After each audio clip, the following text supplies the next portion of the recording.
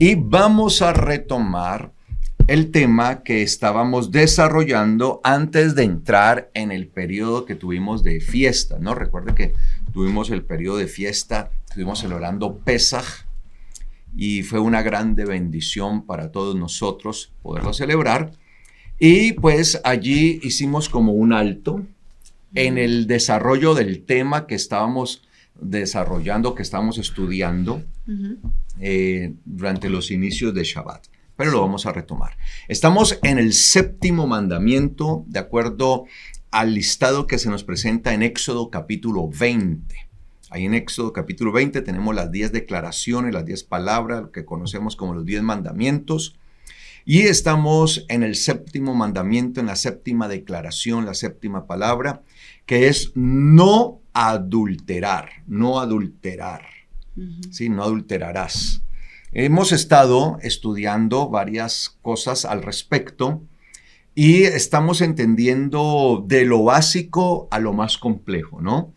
Porque con Yeshua, nuestro Mashiach, cuando Él se manifiesta, vamos a entender cómo estos mandamientos tienen una preponderancia bastante alta y a dónde las lleva el Señor, ¿no? A dónde lleva el mandamiento, a la exigencia.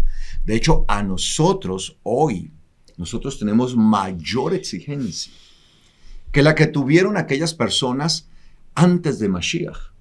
Sí, claro, porque al que más se le da, más se le demanda.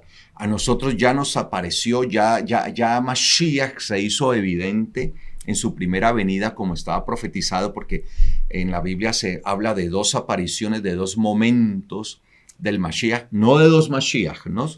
Sino de dos apariciones. De dos momentos, y ya lo hizo Él como el siervo sufriente, y lo estamos esperando ahora como el león poderoso, ¿no? Victorioso.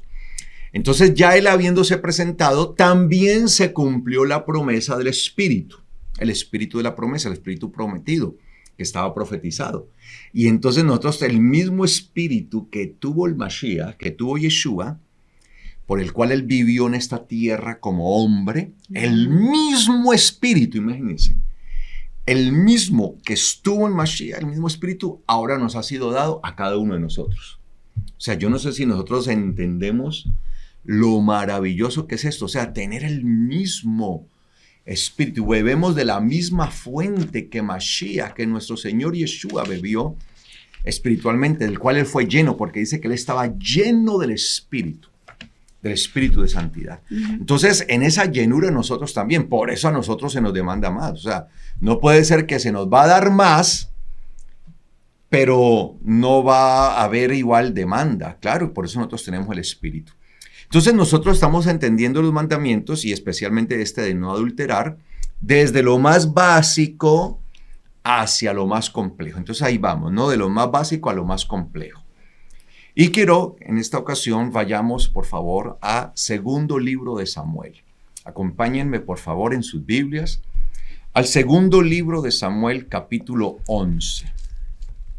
Y vamos a ver una de las situaciones, una de las historias más impactantes, y vamos a estar haciendo un análisis, ¿sí? Hoy y el próximo Shabbat, porque pues esto obviamente tiene bastante tela por cortar, de una condición que vivió un hombre que todos nosotros conocemos. De hecho, la mayoría de las personas, así no sean creyentes, han escuchado la historia del rey David.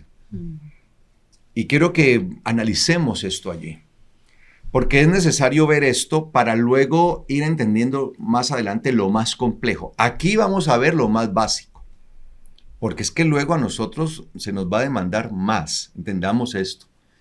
A veces pensamos que como vivimos ahora en la gracia de Yeshua, entonces la gracia es una licencia para que nosotros hagamos como queremos y como que hay menor demanda. No, la gracia nos demanda más incluso. Hay una mayor demanda, ¿ok? Para que nosotros tengamos esto en cuenta. Y en segundo libro de Samuel, el capítulo 11, versículo 1 en adelante, pues vamos a encontrar una historia que es bastante fuerte, ¿sí? Es muy fuerte.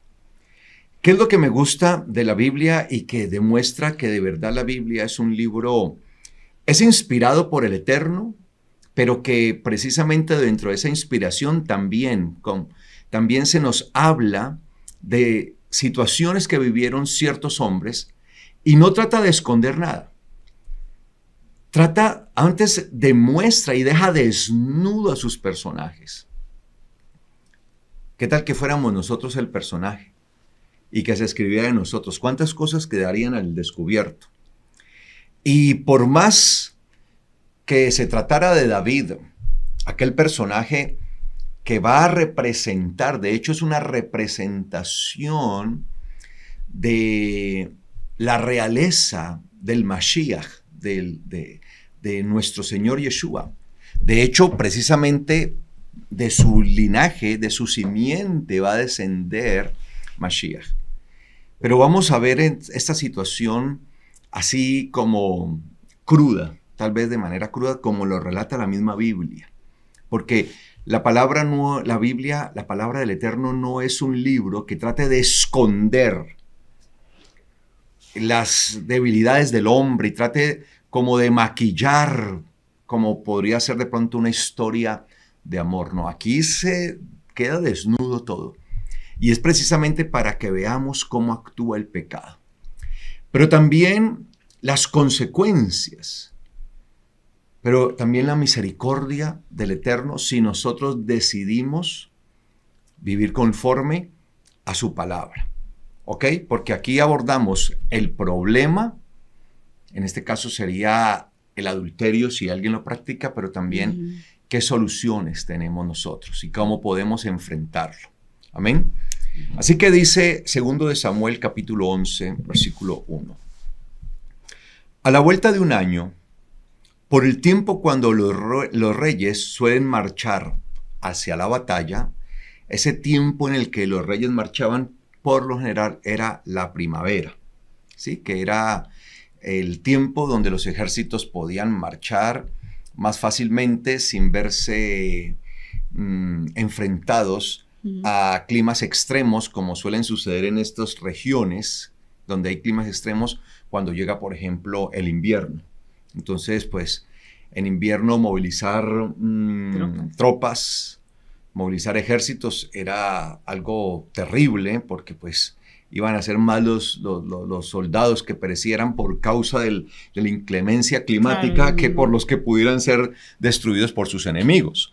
Entonces, es eso, para que usted vea, pues, cuando dice el tiempo en el que los reyes pues salían a la batalla, ¿cuál era esa? La primavera. Eso es algo incluso histórico. ¿Ok? Dice aquí, David envió a Joab con sus servidores y con todo Israel.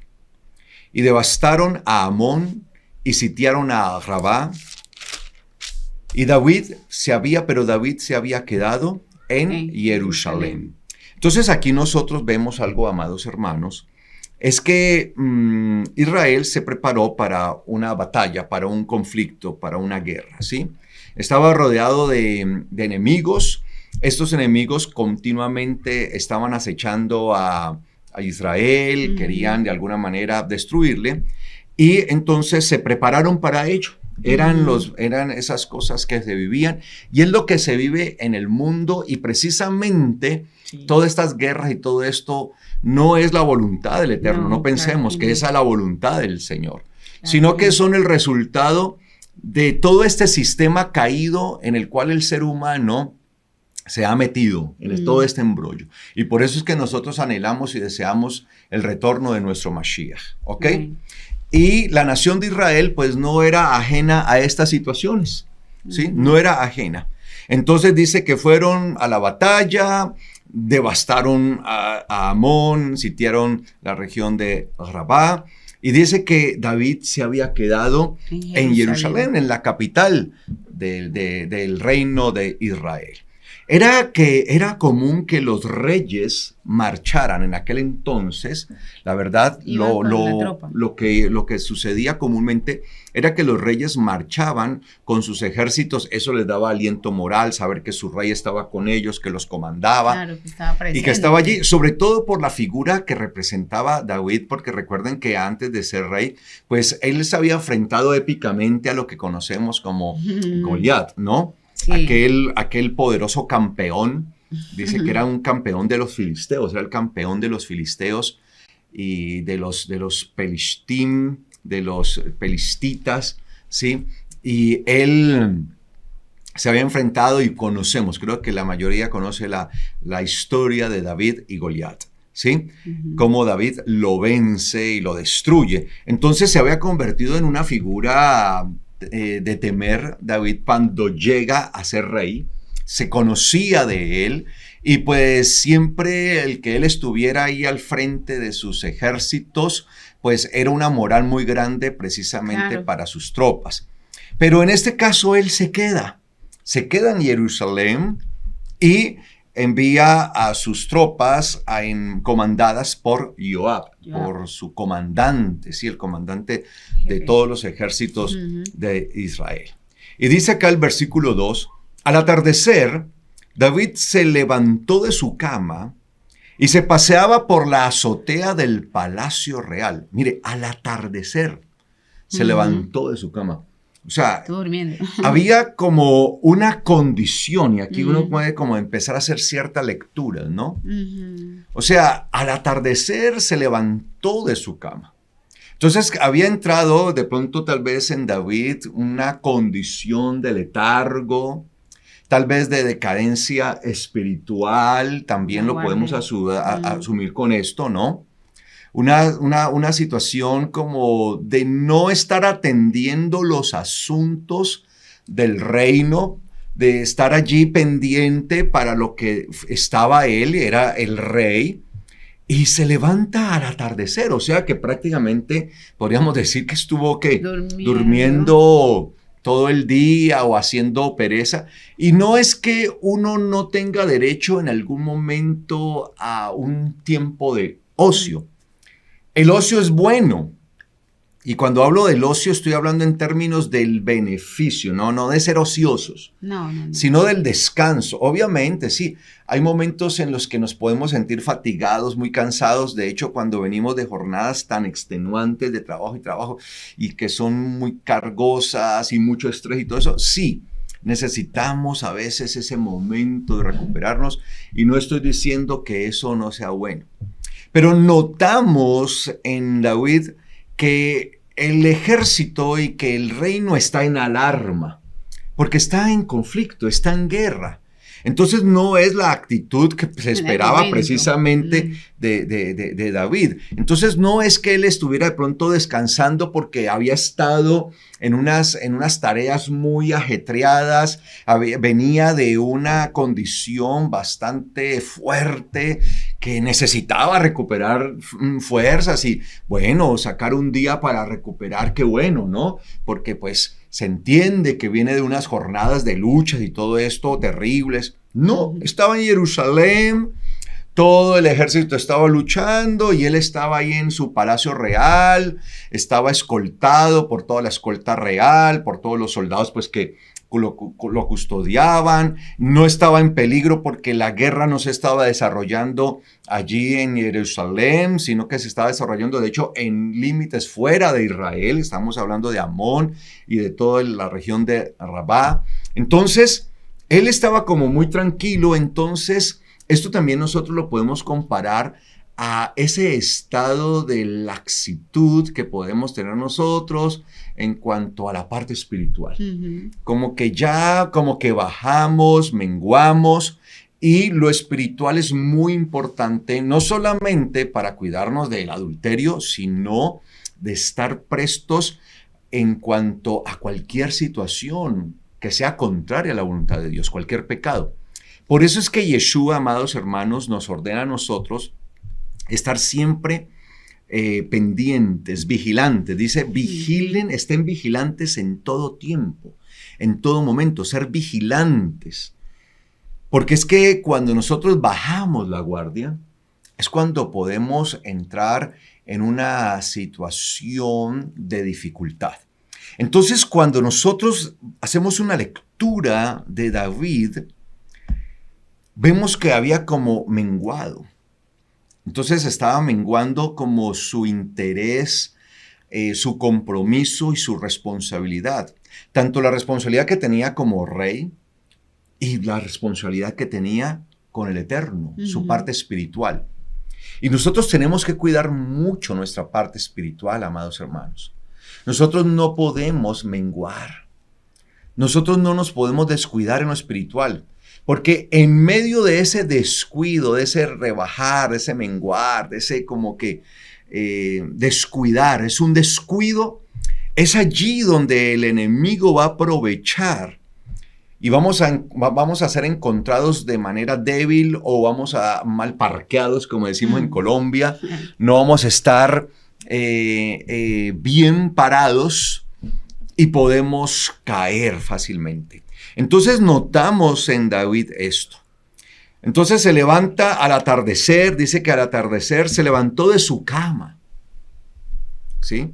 Y vuelvo y lo digo, no porque él hubiera estado en unas jornadas extensas de lucha, de pelea, o hubiera tenido unas jornadas arduas de trabajo, ¿no? Se había quedado ahí en Jerusalén. Entonces, ya su tiempo de ocio se estaba excediendo. Ya estaba pasando, ya había pasado límites. Entonces, ya en realidad no era algo bueno para él. Y dice allí entonces que se levantó de su cama y empezó ¿qué? A pasear por la azotea del Palacio Real. Como que no tenía nada más que hacer, ¿no? Entonces, eso demuestra una condición de despropósito, ¿sí? De no, sí, cuando uno ya no, como que está perdiendo el tiempo. Una pérdida de tiempo. Nosotros, por eso a nosotros se nos advierte, amados hermanos, se nos hace una advertencia que debemos estar vigilantes, sobre todo porque los tiempos son peligros malos, son malos. Entonces nosotros no podemos bajar la guardia, amados hermanos. Entonces él se levanta y empieza a pasearse por allí. No lo vemos con una actitud diligente o por lo menos que alguien dijera, bueno, por lo menos estaba orando o estudiando la palabra y todo. No, se levanta y empieza a pasearse de aquí para allá, de allá para acá, en la azotea, en lo más alto de su palacio real. Obviamente el palacio real era lo más alto en cuanto a construcciones comparado con las casas. ¿Sí? Pues obviamente aquí no lo comparamos con el templo, que también era algo muy glorioso. Estamos hablando con el resto de las viviendas. Y se ve en esto, y dice, y vio desde la azotea, desde su azotea, a una mujer que se estaba bañando, la cual tenía una apariencia muy buena. Una apariencia, o sea, aparentemente era muy bella, una apariencia muy buena, excelente. Era muy bella, era hermosa. Y a él le llamó la atención. Ella estaba en su baño, ¿sí? Estaba en su intimidad, pero como él estaba en lo más alto, y aquí es donde nosotros también tenemos que entender eso. O sea, nosotros hoy, como hijos de Elohim, al ser nosotros la generación sobre la cual ha sido puesta el Espíritu del Señor, en nosotros se cumplió la promesa, precisamente después de la muerte de Mashiach.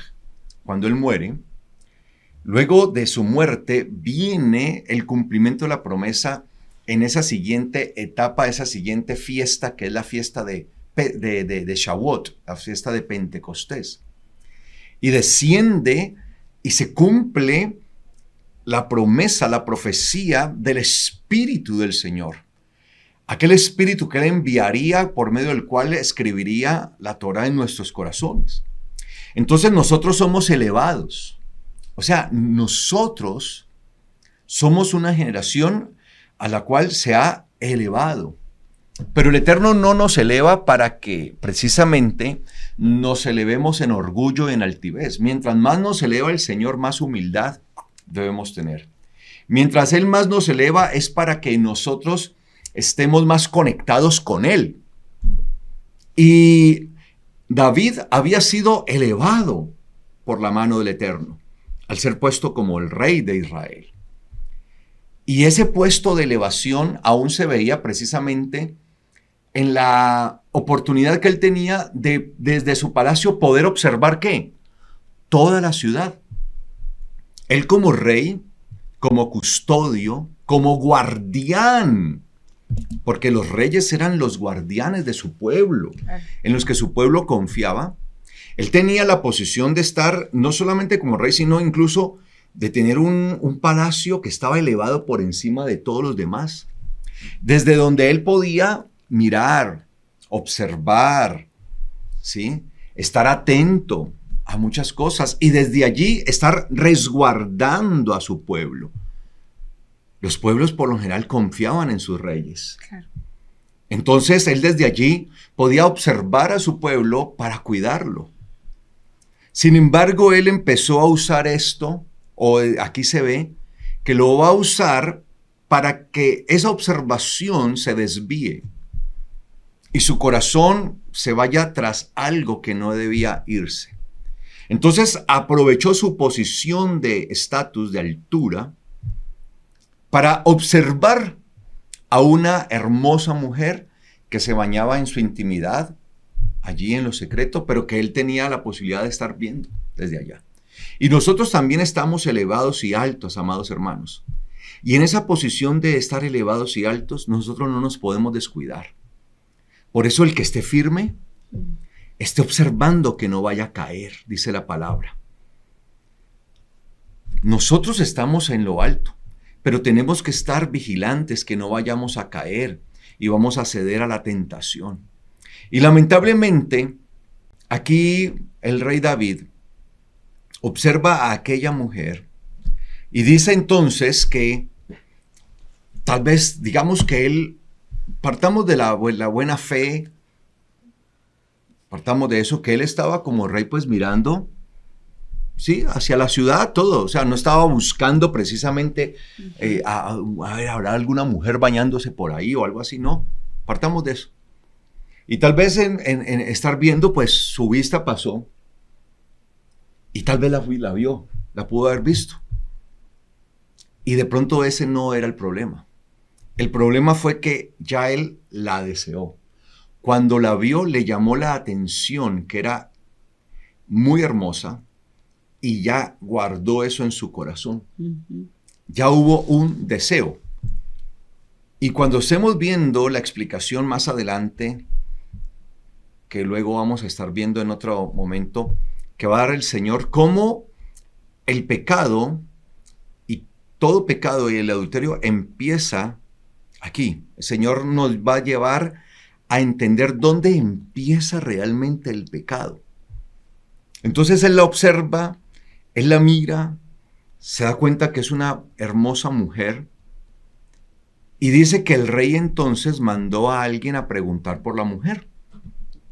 ¿Quién es aquella mujer? ¿Quién es? Ahora, puede ser que como rey se haya interesado en ella, ¿no? También. La ve, le dice, ve, es una hermosa mujer. Y digamos que partamos de la base. O sea, estoy tratando de darle el beneficio de la duda a David, ¿sí? Que la vio, le pareció impactante, le pareció muy hermosa. Entonces dice, wow, qué mujer tan bella, qué mujer tan hermosa acabo de ver. Entonces, como rey de pronto, pues quiso preguntar por ella, bueno, ¿quién es esta mujer? Entonces, digamos que hasta ahí tal vez no haya nada de pecado, nada de malo, porque pues le llamó la atención como rey. Bueno, ¿quién es esta hermosa mujer, esta bella mujer? Y dice la palabra entonces que mandó a preguntar por ella, ¿sí? Y entonces le respondieron, dice el versículo 3, y el rey mandó a alguien a preguntar por la mujer. Y este le informó, mire cuál fue el informe. Ella es Bathsheba. Ella es Bathsheba, le dan el nombre, ¿no? Bathsheba, ¿sí? Betsabé, como lo ponen en muchas Biblias, ¿no? Bathsheba, hija de Eliam. Ella es la hija de Eliam y es la esposa de Uría el Gitita. Es la esposa de Uría el Gitita. Después de recibir esa información, él ya debería que, ok, muchas gracias, ya. Padre, perdóname, porque es una mujer que tiene esposo, ¿sí?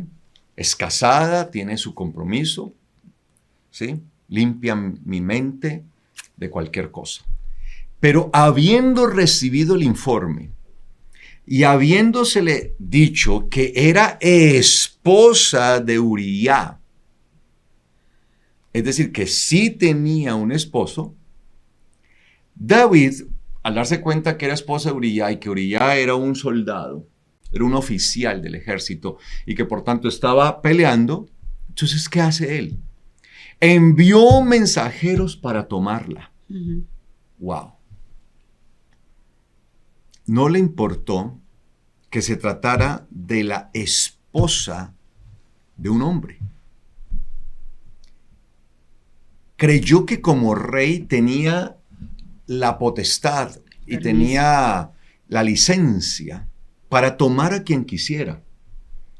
Y muchas veces a nosotros nos pasa eso, que pensamos que la gracia que vivimos hoy en Yeshua es una licencia para hacer lo que nosotros queremos, cuando nosotros en realidad no tenemos esa licencia.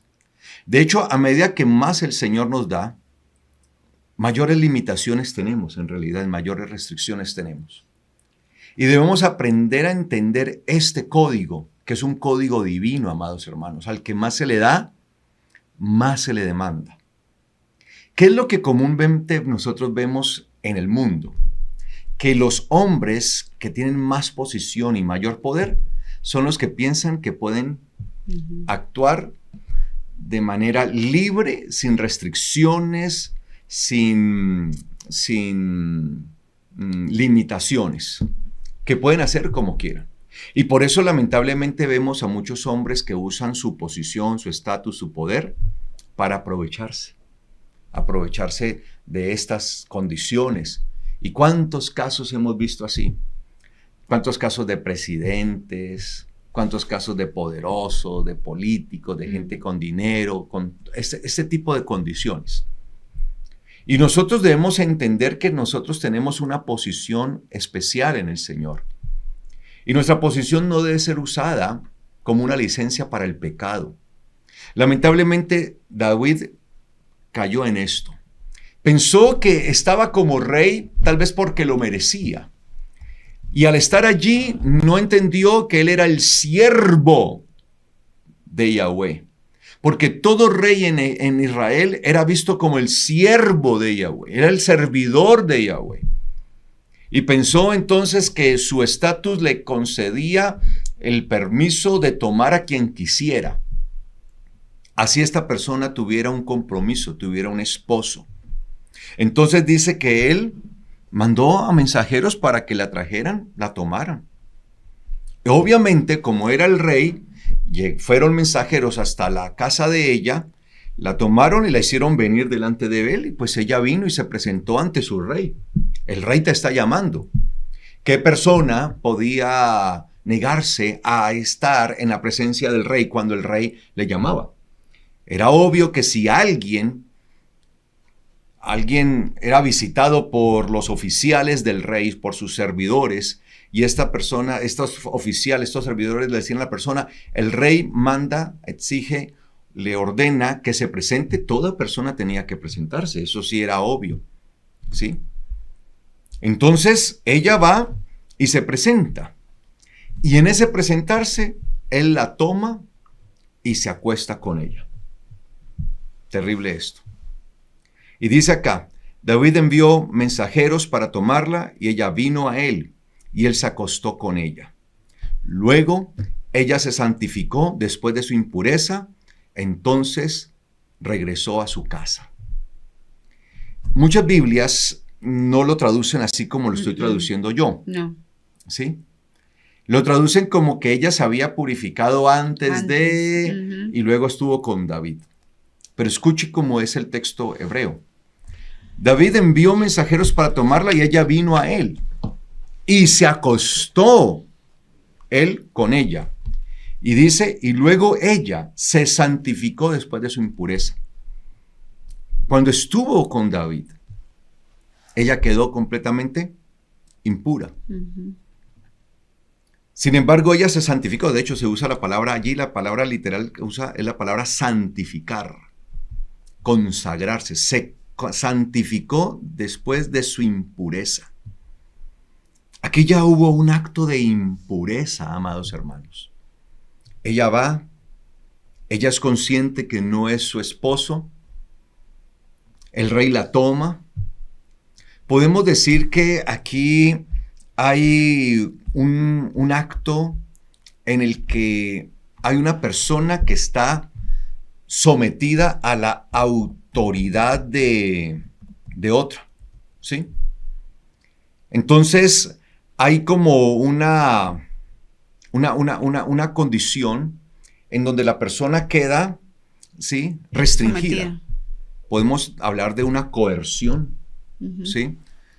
Una coerción donde él usa su cargo, su puesto, usa su dignidad de rey, ¿sí?, para poder someter la voluntad de esta mujer, claro, digamos de alguna manera, ¿no? Entonces está sometida, la mujer queda sometida, y él ella en ese sometimiento, pues accede, ¿no? Es el rey, y el rey la ha mandado a llamar, la han traído escoltada, ella ha llegado allí a esta condición, a esta situación, y pues digamos que se siente intimidada por el rey también, de alguna manera, porque pues el poder que tenían los reyes pues era muy alto, era un poder bastante grande.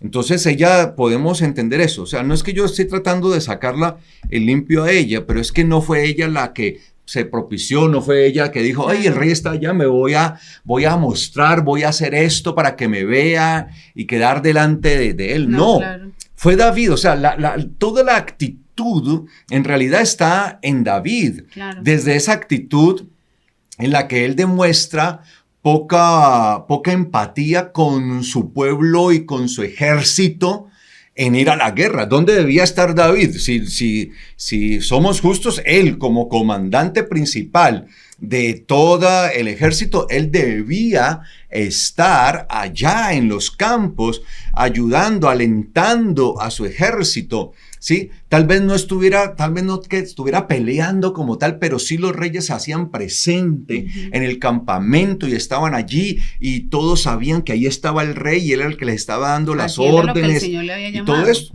haciendo lo que debía hacer el rey, ¿sí? Ajá. Pero no vemos ahí una actitud que no es la correcta allí. Entonces, por eso no es que yo estoy tratando de sacarla a ella meramente en limpio, pero es que está una mujer, ¿sí?, indefensa, está frente al rey. Aparte, yo no sé si por cultura, no sé si en esa época también se veía con Israel, que cuando un rey llamaba, pues no había cómo no ir. Sí, es que los reyes tenían mucho poder, entonces tenían que ir. De hecho, creo que inclusive en los reinados del pueblo de Israel, era como la voz de Dios también, ¿no? Porque como que porque era elegido por voluntad de Dios. El poder. Ajá. Y él usó ese poder, o sea, ese poder lo usó para someterla, la sometió a su voluntad, entonces él, como si fuera un objeto de él. Entonces empezó a actuar David como actuaban los reyes paganos. Eso. Que tomaban cuantas querían y como querían y no les importaba, cuando esa no era la forma en que un rey de Israel debía conducirse. Entonces, él se acuesta con ella y ella luego, después de eso, ¿sí?, se santificó, dice ella, se santificó de su impureza. Luego ella se santificó de su impureza y después regresó a su casa.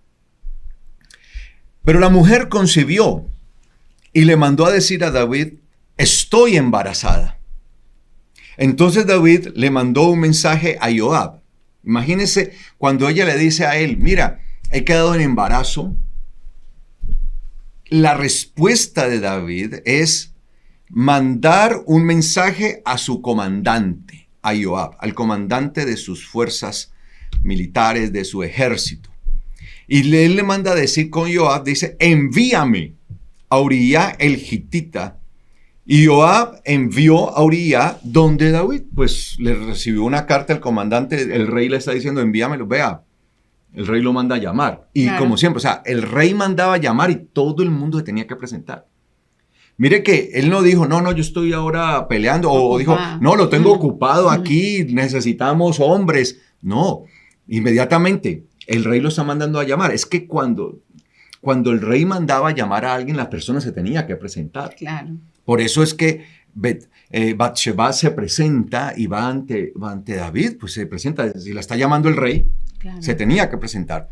Entonces llega, se presenta delante de David y dice aquí la palabra, ¿sí? Que Joab, ¿sí? Envió a Uría donde David. Cuando Uría vino donde él, David le preguntó por el bienestar, ahí aparece la palabra shalom, ¿no? Por el shalom de Joab. Recuerden que la palabra shalom significa pues todo lo bueno, ¿no? Bienestar, salud, o sea, se usa para todo lo bueno, ¿sí? El bienestar, ¿cómo está el bienestar de Joab? ¿Sí? ¿Cómo está el bienestar de las tropas? ¿Cómo está el bienestar de la guerra? O sea, ¿cómo vamos con la guerra? ¿Cuál es el estado de la guerra? ¿Sí? ¿Vamos bien? Ujú. Cuando Uría vino ante él, entonces se presentó y David empezó como a preguntarle, ¿no? A consultarle, bueno, ¿cómo está todo? Pues después David le dijo a Uría, desciende a tu casa y lávate los pies. Cuando Uría salió del palacio real, ¿sí? Se envió tras él un obsequio de parte del rey. Entonces el rey le dice, ve a tu casa, llega allá, lávate los pies en tu casa, y le manda un presente, le manda un regalo, queriendo de alguna manera comprarlo, ¿no? Como mostrándole como mucho afecto, mucho amor. De hecho, algo extraño, ¿no? Podría parecer a Uría diciendo, bueno, Sí. y como por qué yo estoy siendo tratado Diferente. de manera diferente al resto de los soldados, al resto de todos los que estamos en la guerra. O sea, como yo qué hice, como por qué yo estoy siendo tan condecorado o tan reconocido por el rey. Pero Uría, mire el corazón de este hombre, ¿no? Que entendía, era un guerrero, estaba ya un soldado, dice, pero Uría durmió a la entrada del palacio real, junto con los otros servidores de su amo, y no descendió a su casa. Este hombre entendía muy bien, ¿sí?, su condición, y dijo, no, a ver, yo no puedo estar yendo a mi casa, me voy a quedar aquí con los otros servidores del rey. No voy a ir a mi casa, este no es en este momento el lugar. Cuando le informaron a David que Uría no había descendido a su casa, David le preguntó a Uría, acabas de llegar de un viaje, ¿por qué no descendiste a tu casa? Uría le respondió a David, el arca, Israel y Judá están en tiendas, y mi señor Joab y los hombres de su majestad están acampados al aire libre. ¿Cómo podría yo irme a mi casa para comer y beber y dormir con mi esposa? Tan ciertamente como que vives tú y vive tu alma, yo no haré tal cosa. O sea, era un hombre que tenía temor del Eterno. Estaba más elevado espiritualmente que... Claro. Aunque era un soldado, su elevación espiritual la entendía. O sea, él entendía que su pueblo en este momento estaba sufriendo, porque es que las guerras no eran fáciles. Claro. Él sabía que allá había tal vez familiares de él, amigos, compañeros, o sea, era su pueblo. Que no era hora para él estar disfrutando de su casa, descansando con su mujer. Pues, ¿quién no quisiera eso? Pero que no era el momento, que hay tiempo para cada cosa. Y eso no lo entendió David. Sí. Por eso nosotros también, amados hermanos, debemos entender algo. Yo me acuerdo que mi abuela decía, y tal vez tu abuela también te lo decía, que una mente desocupada es el taller del diablo. Sí. Y es que eso es algo, amados hermanos, sí, que nosotros, el taller, el laboratorio del diablo. Una mente desocupada.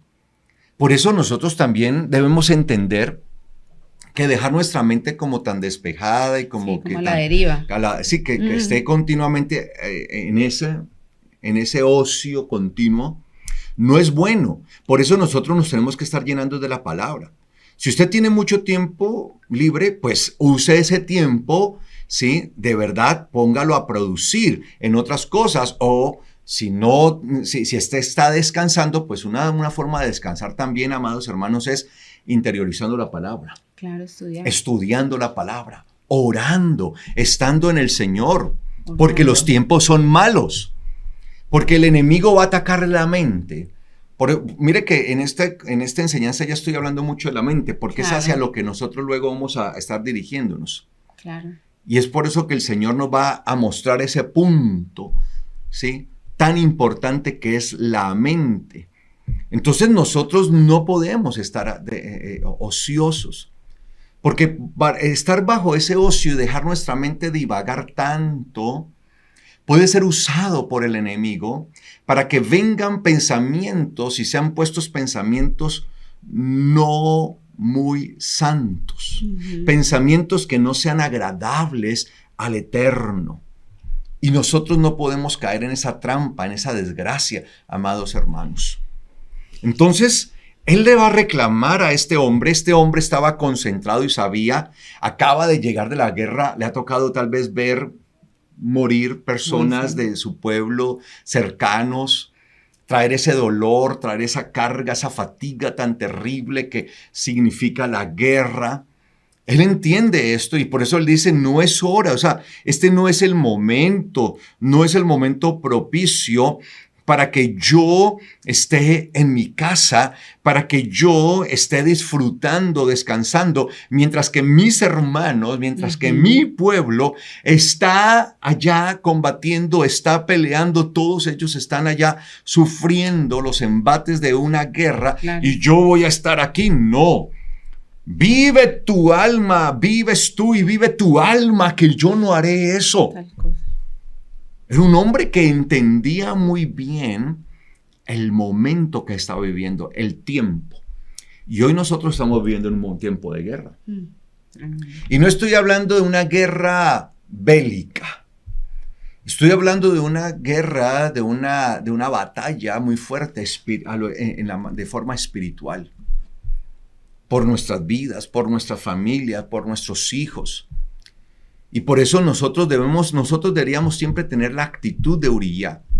Entender que no estamos para estar desapercibidos, sino que estamos en medio de una batalla, que estamos en medio de una guerra, y es una guerra espiritual, amados hermanos, y que nosotros no podemos bajar la guardia. Porque en el momento que bajamos la guardia, el enemigo se nos va a venir, se nos va a meter.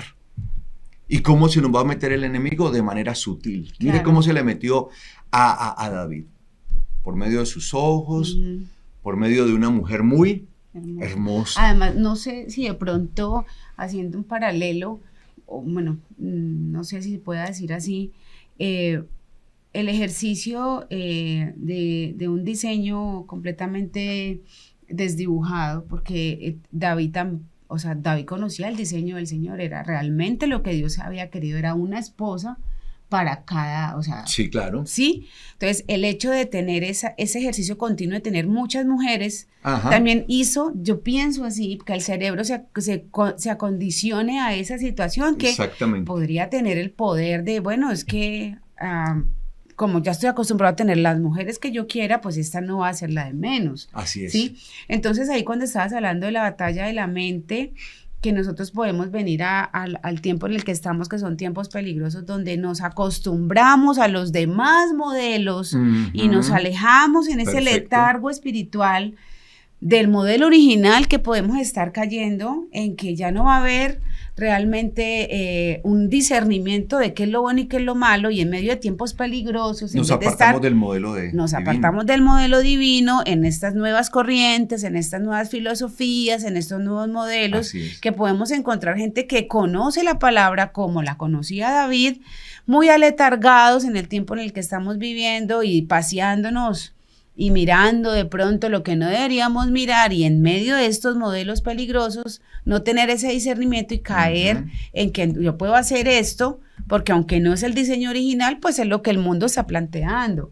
Entonces ahí sí uno puede hacer de pronto para mí un paralelo de que todo esto que queda plasmado en la palabra es nosotros estamos en esa posición de altura porque tenemos el conocimiento de la palabra, porque realmente eso es lo que debemos tener, esa postura del conocimiento de palabra profunda. Así es. Y a veces estamos como viviendo dentro de los modelos que nos está vendiendo el mundo. Entonces ahí es donde tenemos que, ojo, porque entonces en medio de un modelo de esos vamos a tener que vivir una situación parecida a la del rey David. Sí, y es muy calamitosa, y eso que tú dices es muy importante, porque nosotros siempre tenemos, y lo hemos tocado varias veces acá en este estudio, tener el modelo divino. Claro. O sea, ¿qué es lo que nosotros nos guía el modelo divino?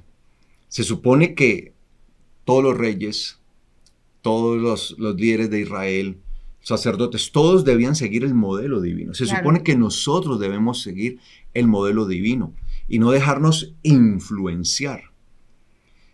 Dentro de este tema, de pronto, nosotros vamos a estar tocando algunas cosas, pero lo voy a traer aquí como a colación, ya que tú lo traes. Sí, mira, yo me di cuenta, por ejemplo, hace algunos años yo estaba en Bogotá y hablé con una pareja cuando yo viajaba, ¿no? Que estaba viajando y todo eso. Y una pareja que yo fui a una iglesia, me invitaron y todo esto, y una pareja, el pastor de la congregación me pidió el favor que si yo podía atender a una pareja que eran muy especiales allí y todo eso, que de hecho eran los que se encargaban de trasladarme, de llevarme, de venir y todo eso, ¿sí? Como de cuidar de mí durante esos días que yo iba a estar en la iglesia. Ellos estaban teniendo una situación de parejas, un conflicto en realidad, pero pues eran personas en una crisis, ¿sí? Estaban allí, que puede ser algo natural, normal, y que puede ser manejar a la luz de la palabra. Entonces, mire que ellos les recomendaron que fueran a una terapia de parejas, ¿sí? Y les recomendaron un psicólogo cristiano, porque ellos estaban buscando un psicólogo, ¿sí? Cristiano. Estuvieron allí, y a lo último, aquel hombre, el psicólogo cristiano, ¿no? Porque no, es cristiano, a veces, no, que sea cristiano, pues, para que nos ayude, ¿cierto? Pues, ahora, no estoy diciendo que todos van a ser así, ojo, no estoy encajando a todos, pero ellos fueron, digamos, con esa garantía, y este psicólogo les dijo, mire, hay una terapia que ustedes podrían hacer, y les va a servir mucho a ustedes, ¿sí? Y les habló de intercambio de parejas, que fueran a una cuestión de swingers. Uy, qué raro. Imagínense. Y él está diciendo, esto les va a ayudar a ustedes. Hay muchas parejas que yo he ayudado de esa manera, y son parejas cristianas. Imagínense, ¿qué parejas cristianas? Y les he ayudado para que su matrimonio vuelva a encender la llama del amor y todo eso. Y les habló de esto, ¿sí? A ellos, y pues ellos llegaron como muy confundidos y hablaron con el pastor de ellos. Y pues a mí me aterró una cosa, es que el pastor de ellos decía, pues bueno, no. O sea, él estaba dudoso, sí o sí no. Y por eso me pidió que si yo podía hablar con ellos para ver si sí era o no. Ay, yo decía, no puedo creerlo, o sea, yo le dije, no, pastor, usted no puede estar dudoso de esto, eso es no.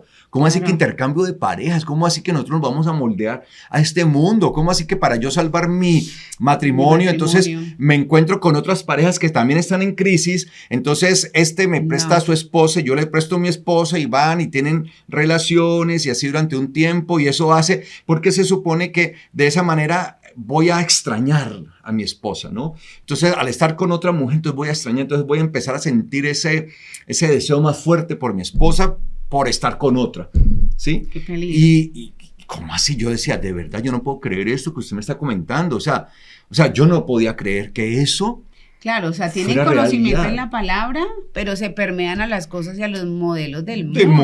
mundo. Porque eso, los swingers se venden bajo esa estrategia. Claro. Se venden bajo Para ese... ayudar a dar un nuevo aire a la aire a la relación. relación. No, y hay personas que cuentan. Yo participo, no, y es que uno escucha testimonios, porque después de eso a mí me interesó mucho el tema, no porque lo quisiera hacer, Cuidado. sino que me llamó altísimamente Claro, la es que es muy- atención.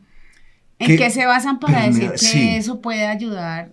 Y empecé O sea, a, que sí entonces hay gente empecé que siente a seguir este tema y a ver como testimonios, ¿no? Testimonios de personas. Y muchas veces, sí, eso me salvó el matrimonio, No, salvó. Y los dos consideran, sí, nuestro matrimonio se salvó. Y lo practicamos continuamente cada vez que sentimos. O sea, ya se vuelve es una práctica Una de rutina. una generación. Ujú. Qué terrible. Nosotros tenemos un modelo bíblico.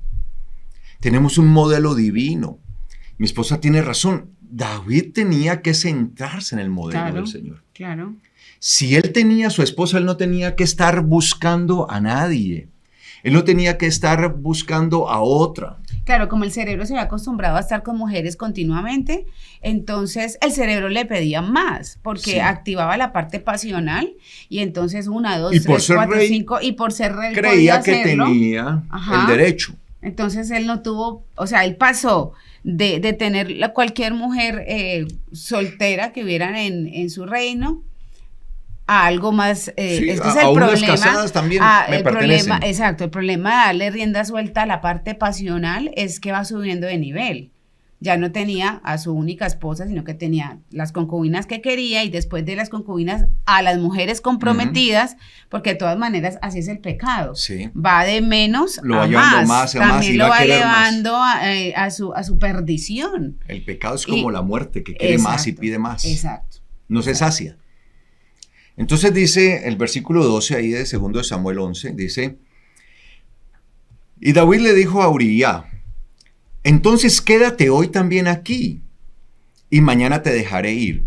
Y Uría se quedó en Jerusalén aquel día. Al día siguiente David lo invitó, y Uría comió y bebió con él hasta que lo emborrachó. Mire, mire, mire, o sea, empezó a usar su tiempo, pero para planear, ¿sí? Estrategia diabólica, A ver cómo salía de su problema. a ver cómo iba a salir del problema, Claro. ¿sí? Ya no eran estrategias, sino estratagemas, ¿sí? ¿Cómo? ¿Qué hago? Entonces dijo, lo voy a emborrachar. Pero al atardecer, Urías salió a dormir en el mismo lugar con los servidores de su amo y no descendió a su casa. Incluso hasta borracho Urías Tenía tenía conciencia. conciencia que no no debía podía. hacerlo. O sea, tremendo eso. O sea, lo embriagó, claro, el rey, venga, siéntese, beba. Y pues él tal vez, bueno, gracias, rey, ¿cierto?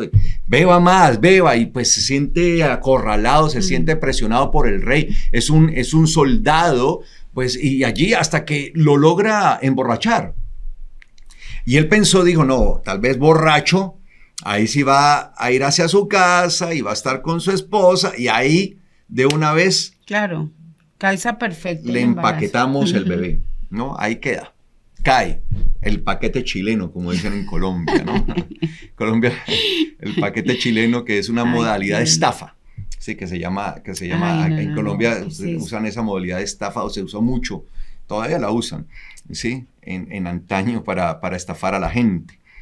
Entonces, dice aquí la palabra, que a pesar de esto, de haberse emborrachado, él se quedó a dormir allí con los servidores del rey.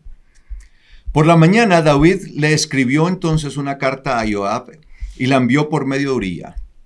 En la carta escribió lo siguiente: pongan a Uría en el frente, donde la lucha sea más intensa, ¿sí? Más fiera, más fuerte. Ay, qué horrible. Luego retírense para que lo maten. Uy, no, qué maldad. Qué terrible cómo un pecado conlleva a otro. Y ese es el problema, amados, del pecado, sea cual sea. Obviamente que estamos hablando del adulterio, ¿sí? Pero sea cual sea, un pecado, si nosotros no corregimos, no reflexionamos, no lo confesamos y nos apartamos, no estamos dispuestos a reconocerlo, un pecado nos lleva a llevar a otro pecado y se va a volver esto en un círculo vicioso y se va a volver en una espiral que lo único que va a hacer es traer maldición a nuestra vida. Entonces ya no contento con haber pecado, con haber adulterado y haber querido engañar a este hombre, un hombre de alguna manera justo, ¿cierto? Vemos que era un hombre que procedía de manera justa. Ahora va a enviar con él mismo su pena de muerte. Uy, sí. O sea, terrible esto.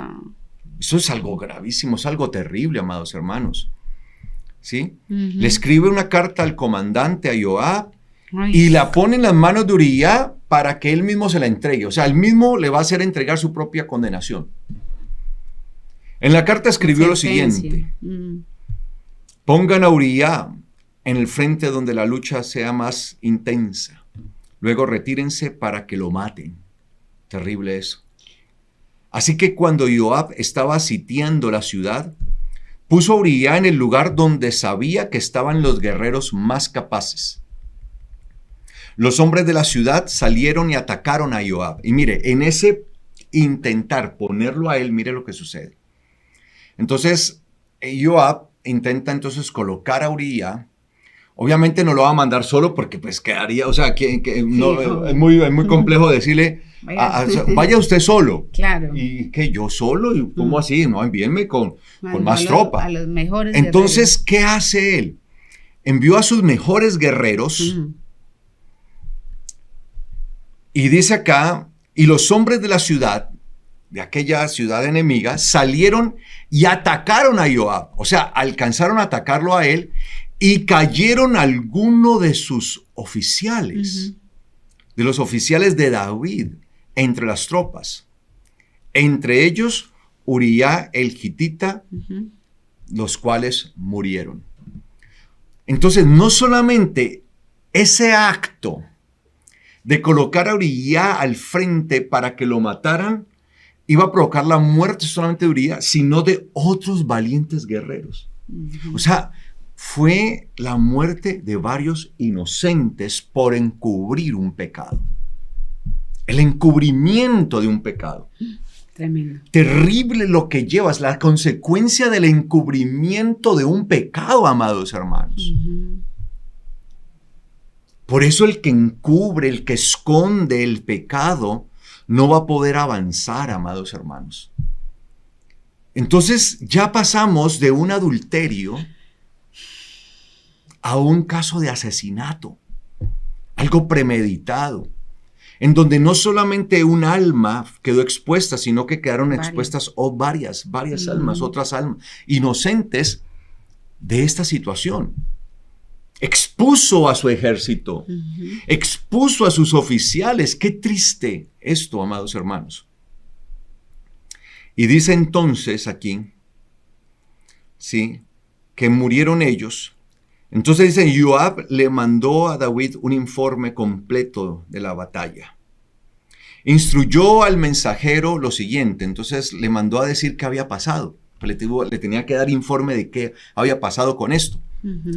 Cuando acabes de informar al rey todos los detalles de la batalla, puede ser que el rey se enoje y te diga, ¿por qué se acercaron tanto a la ciudad para atacarla?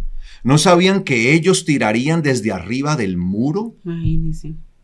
¿Quién derribó a Abimelech, hijo de Yerubeshet? ¿No fue una mujer quien arrojó sobre él una piedra superior de molino desde arriba del muro de Tebets, por el cual murió? ¿Por qué se acercaron tanto al muro? Entonces dile, su servidor Uría, el Gitita, está entre los que murieron. Entonces Joab, como comandante, le dice, mire, para nosotros hacer la movida que el rey quería, pues yo tuve que arriesgar varios hombres, incluso hasta arriesgarme yo, y murieron. Entonces el rey se va a molestar y se va a enojar posiblemente. Y va a decir, pero ¿cómo hicieron una cosa de esta? ¿Cómo se les ocurrió que se iban a poner de carne de cañón y que se iban a acercar tanto? Pues como si las flechas no les fueran a caer.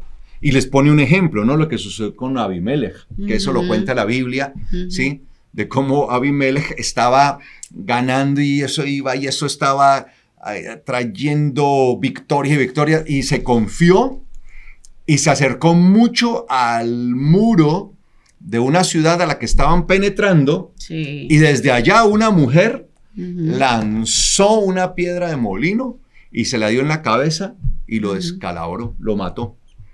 Entonces Joab dice, tal vez el rey va a decir, es que no se acuerdan precisamente que a Abimelech desde un muro una mujer tiró una piedra y lo mató de una pedrada al rey Abimelech, ¿no? Porque fue al rey. ¿Y ustedes cómo se les ocurre entonces acercarse tanto? ¿Qué pensaban? ¿Que las flechas no les iban a caer encima? ¿Cómo se les ocurrió una cosa de esta? Entonces tal vez se iban a enfadar porque murieron varios guerreros. Entonces cuando él está ahí, si lo ves que se enoja, entonces le dice, pero tranquilo, porque también murió Porque sabía que Uría. Y tal vez entonces con eso ya se calme y diga, bueno, pues murió. Hizo partícipe a otros de su pecado. Imagínense, sí, o sea, cómo va arrastrando. Va diciendo de una vez, no, se va a calmar apenas se dé cuenta que se murió Urías, que se cumplió con el objetivo. Con el objetivo, ya con eso queda tranquilo. Tremendo. Qué tristeza, o sea, vemos a un David, pero con una mente diabólica. Malvado. O sea, literalmente sí, o sea, como le pasó al apóstol Shimón, ¿no? Sí, que dice que lo tocó el enemigo, o sea, el Satán. Por eso el Señor le dice al apóstol, a Shimón le dice, apártate de mí, Satanás, porque me eres estorbo. Eres en este momento un obstáculo para cumplir la voluntad de mi Padre. O sea, él estaba tocado por el enemigo. Claro. ¿Sí? Obviamente no le vamos a echar la culpa al enemigo, ¿no? Todo es espíritu de adulterio, entonces está en un espíritu. No, o sea, tocado porque se lo permite. Claro. Es que nosotros somos los que permitimos. Claro, al bajar la guardia, espiritualmente hablando, pues el enemigo fácilmente nos puede tocar. Y mire cómo lleva una cosa a la otra. Qué terrible esto. Entonces dice acá, 22. El versículo 22. El mensajero salió y al llegar le contó a David todo lo que Joab le había mandado a decir. El mensajero le dijo a David, primero los hombres prevalecieron contra nosotros y salieron al campo contra nosotros. Luego nosotros los hicimos retroceder hasta la entrada de la puerta. Pero los arqueros tiraron contra sus servidores desde arriba del muro y murieron algunos de sus servidores de su majestad. Su servidor Uría, el gitita, cayó también. De una vez le contó, ¿no? Sí. Nosotros vinieron contra nosotros, pero luego nosotros nos fuimos en contra de ellos y los hicimos retroceder y volvieron hacia el portón de la ciudad. Pero el problema fue que desde allá empezaron a tirar flechas y varios murieron, pero entre ellos Uría. O sea, él sí de una... Le dijo, de una vez le aseguró, ¿no? Claro, como para que no diga nada. Tranquilo. Entonces David le dijo al mensajero, dale este mensaje a Joab. Qué terrible, esto es tan triste, o sea, esto me parece tan triste. No te angusties por el asunto. La espada siempre cobra sus bajas. Refuerza tu ataque contra la ciudad y destrúyela. Y tú anímalo. O sea, en pocas palabras, no se preocupe por eso. Hubo bajas, murieron, o sea, ya ni siquiera sentía dolor por sus soldados, David. Ya se ha endurecido ya. O sea, era diabólico. O sea, sí. No, de verdad, amados hermanos. Sí, claro. Yo sé que nosotros siempre tenemos la mejor imagen del rey David, sobre todo porque tenemos ese versículo en la mente, ¿no? El hombre conforme al corazón de Elohim, de Dios. Y alguien podrá decir, pero conforme al corazón pero ¿de cuál Elohim? ¿De cuál Dios? Sí, pues que eso es lo que vamos a ver más adelante, ¿no? Porque quiero que veamos bien esto y veamos, de hecho vamos a ver consecuencias del pecado. Restauración, porque el propósito es que nos restauremos en medio de todo esto. Pero en una restauración bíblica.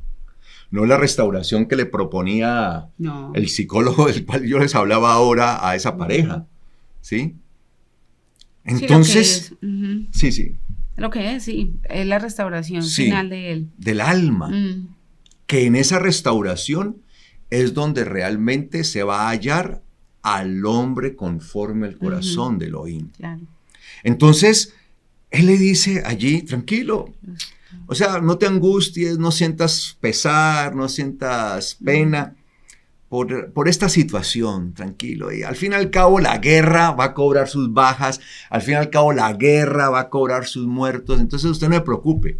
Pero qué terrible que esos muertos se pudieron haber evitado porque fueron el resultado de querer hacer algo, de encubrir un pecado, y por encubrir el pecado entonces murieron otros, y entonces no hay problema, tranquilos. ¡Qué bajeza!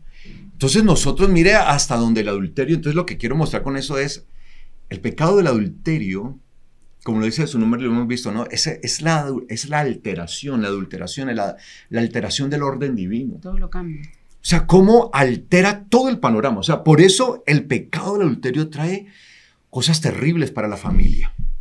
El adulterio es una destrucción para la casa, para la familia, sí, y eso es como un cáncer que va comiendo y va destruyendo todo. Por lo general, y uno ve en casos de adulterio que, bueno, llegan a pedirse perdón la pareja y se restaura todo, pero se les olvida que alrededor de ellos, por ejemplo, están los hijos, y hay muchos hijos que no se restauran, heridos, y eso hace que se modifiquen muchas cosas en su alma.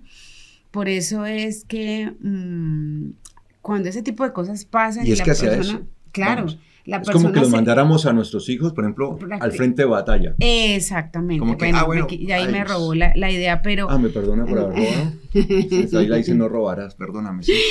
Porque lo que iba a decir es que, claro, está Elitita que fue asesinado, pero alrededor también unos valientes y valerosos que podríamos decir, ahí están alrededor tus hijos, que son justos porque están en proceso de formación, y se lleva por delante a esos valerosos y valientes y en formación, porque son almas en formación que el Señor nos ha dado. Entonces, claro que el adulterio acaba no solamente con dos personas, sino con todos sus hijos y la familia.